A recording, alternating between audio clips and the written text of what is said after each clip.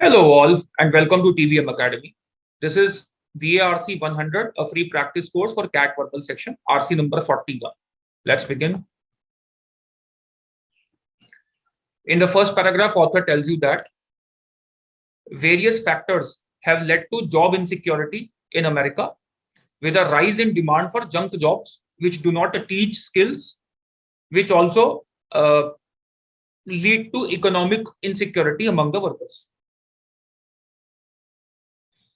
In the second paragraph, he says, historians have either focused on working class or on joblessness during the Great Depression, but they have not focused on joblessness before the Great Depression. Robin is one historian who has tried to concentrate on joblessness in the period 1870 to 1920, that is before the Great Depression, and he has concentrated on Massachusetts. Okay. Robin calculates the frequency of unemployment in the course of a year and finds that the rates are alarming. The next paragraph tells us that he also finds that unemployment varied across classes, middle class, upper class, lower class. It varied across classes and geographical regions. And he considers this as the cause of migration, high rates of migration in the 19th century. But author of this passage says it might not be so. Migration was not the primary resort for jobless workers. It was relatives' health that kept them afloat. He says so, okay. And in the last paragraph, author finally gives his assessment of Robin's study. He says, though he could do better, his study is appreciable. He has done a good job. He has done a good historical analysis. So this is the summary synopsis of the passage. The passage is primarily concerned with doing what? Primary purpose of the passage is what? Option A, recommending a new course of investigation. Author has not recommended any new course of investigation, alien idea.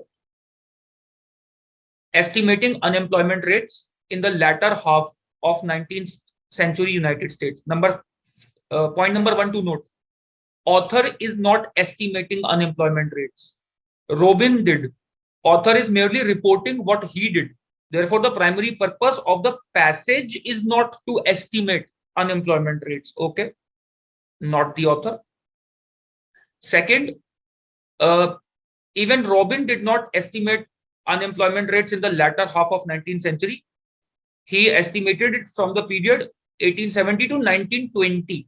Which means latter half of 19th century as well as early half of the 20th century as well. So this was an extended period. But okay, this is a minor point for elimination. The major point for eliminating option B is that it is not the author who is estimating unemployment rates. Robin has.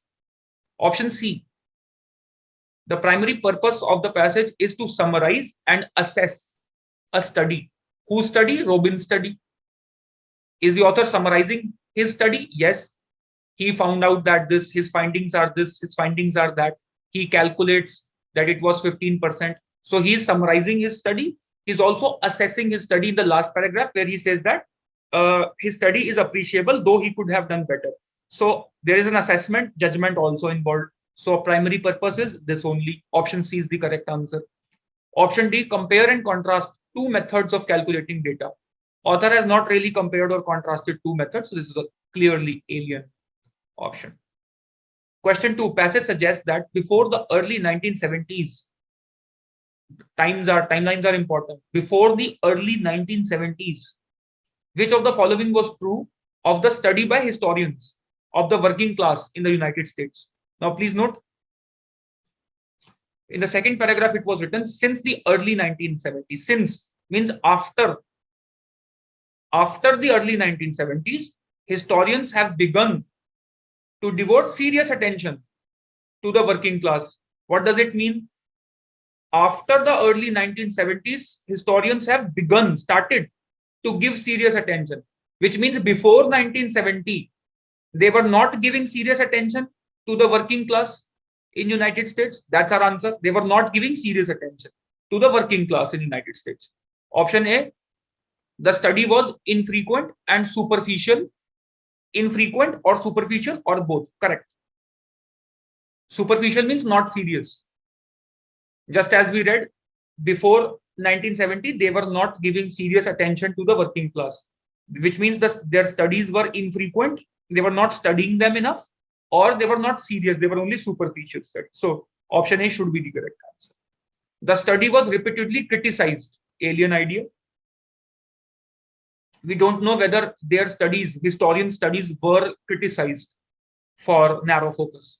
The study focused more on the working class community. No, it was after 1970. As the sentence says, it was after 1970 and not before 1970. So it's opposite. Also, there has never been, author has never made a comparison between focus on working class community and focus on working class culture. After 1970s, historians started paying attention to both. So we don't know what was the relative proportion of importance given to these two, working class community people versus their culture. We don't know that. Okay. The study before 1970s ignored working class joblessness during the Great Depression. We don't know whether they ignored the joblessness during the Great Depression. They were not focusing on working class at all. So we don't know about this. This is data insufficiency. We can't conclude whether they were paying attention to this particular topic or not. Okay. According to the passage, which of the following is true of Robin's findings concerning unemployment in Massachusetts? Okay, let's see. Second paragraph says Robin concentrates on Massachusetts because the historical materials are particularly rich there. They're particularly rich. Okay. And the findings are applicable to other industrial areas also. Option A says they tend to contradict earlier findings. Alien, we don't know.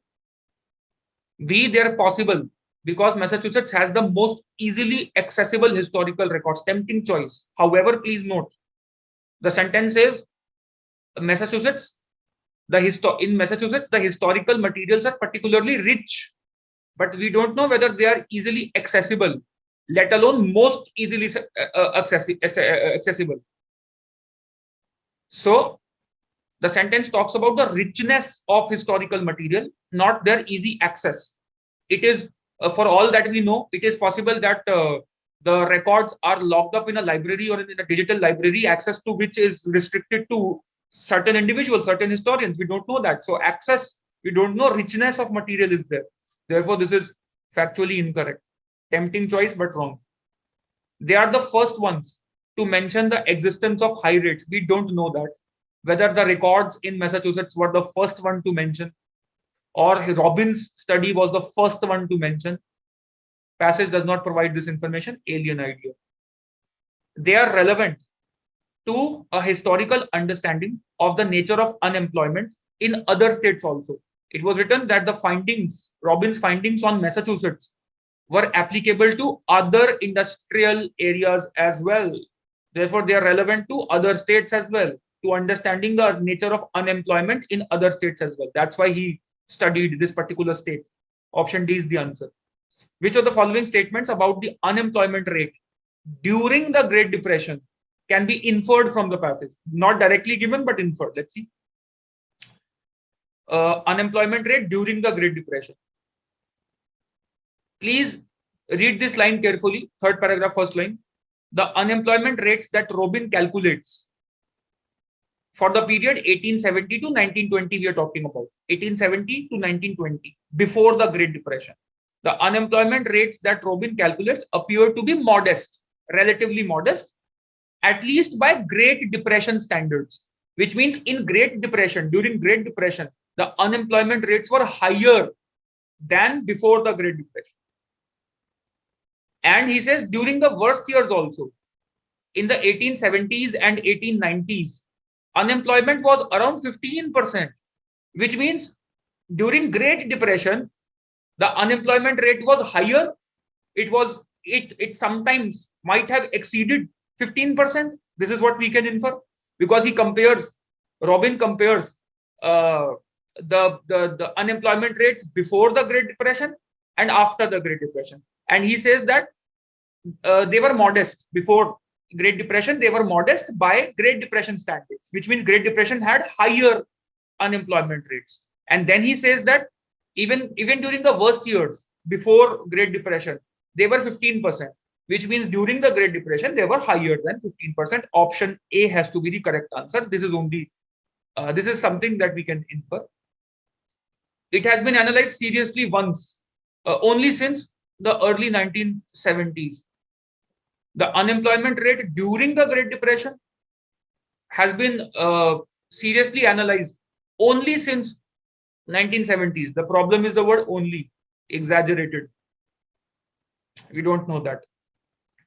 It can be calculated more easily. We don't know that again, alien idea. It has been shown by Robin to be lower than previously thought. No, he showed that the rates were lower before the Great Depression, not during the Great Depression. So this is factually incorrect. Okay. Last question. Author views Robin's study with what? So what is the tone? It's a tone-based question. What is the author's tone or attitude towards Robin's study? Let's see. He views Robin's study with a very cautious concern. Very is cautious. Is he cautiously concerned about Robin's study? Not really. Our answer will come from the last paragraph. Please note, where he says that his study is a model of historical analysis. His study is a model of historical analysis. So if it's thorough in research, it's creative in use of quantitative and qualitative evidence. So all positive words, okay? So tone is positive. We need a positive something. He's appreciating his study after all. But he's also saying, yeah, there are some, he could do better. So that the appreciation is not wholehearted. It is toned down appreciation. Okay. So he's not concerned. He's not skeptical. Skeptical means doubtful. He's not neutral. He's clearly positive about it. Qualified admiration. Correct answer, option D. Admiration, yes, he's admiring the study. Qualified means toned down. Toned down. Justified. And not blind admiration. Qualified, toned down admiration. So he's toning it down. I hope you enjoyed the passage. You enjoyed this session. Keep learning, keep improving. Until next time, bye-bye.